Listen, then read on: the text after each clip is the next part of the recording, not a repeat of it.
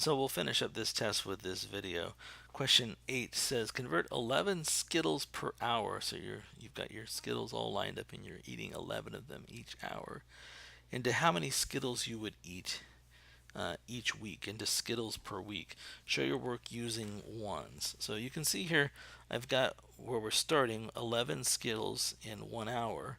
And I've got our target units, right? Skittles per week. So what are the giant ones that we need to multiply by to make this transition?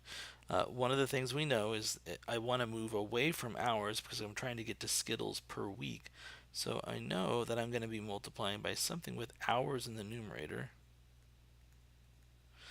And I believe I'm going to put days down here. Now, an hour is not a day, right? So this is not a giant one. This is a lie right now. I can't multiply by this because it's changing the problem. But if I was to place a 24 here, it is true that 24 hours is the same as 1 day. So look what I'm doing. I'm just multiplying by 1. The beauty of this, by multiplying by this one, is now these hours, if I was to rearrange it, I would have hours over hours, which forms a 1.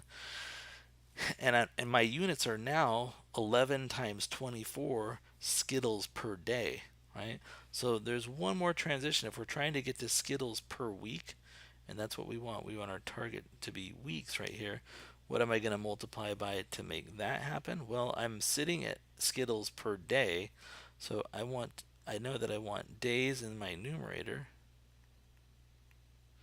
I'll write week down here. Now, a day is not a week, right? But 7 days, right? If I have 7 of them, that is a week. So you can see again, we now can rearrange these and we have this giant one, a day over a day. When you look at what's left over, look, we've got Skittles for my units in the numerator and we've got per week in the denominator. So this is now going to be expressed as Skittles per week. Now it's just a matter of doing some multiplication, right? We need to multiply these values 11 times 24 times 7. So that's the numerical part. And in fact, when I multiply that, I think I get 1,848.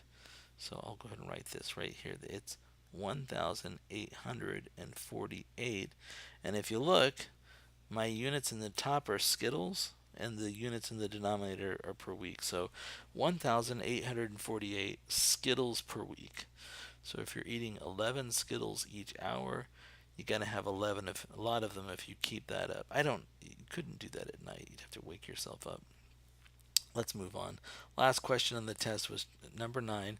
It says write a rule and equation that matches the graph below. So this was meant to be fairly straightforward and just let you show me that you understand where all the parts come from here. So on this slope triangle, you can see I have a rise of 4, that's my change in y, and I've got a run of 5, that's my change in x.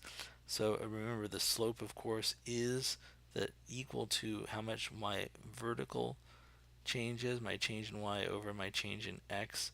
So in this instance, we've got the 4 over the 5, 4/5, and my y-intercept, you can see right here, is nicely written down. The y-intercept is the number 3. So the equation of this line is y equals 4/5 times x, and then minus 3. So just to make it easy, y equals 4/5 x minus 3. All right, that's it. That's the entire study team test for chapter 2. The individual test is coming up soon, probably within 4 or 5 days. So spend some time looking over these carefully, considering what you did when you took this with your study team, and some of the things that you probably need to modify or adjust. If you have any questions, please seek me in class, and I look forward to hearing from you. This is Mr. Roberts. Have a good afternoon, good day, good evening.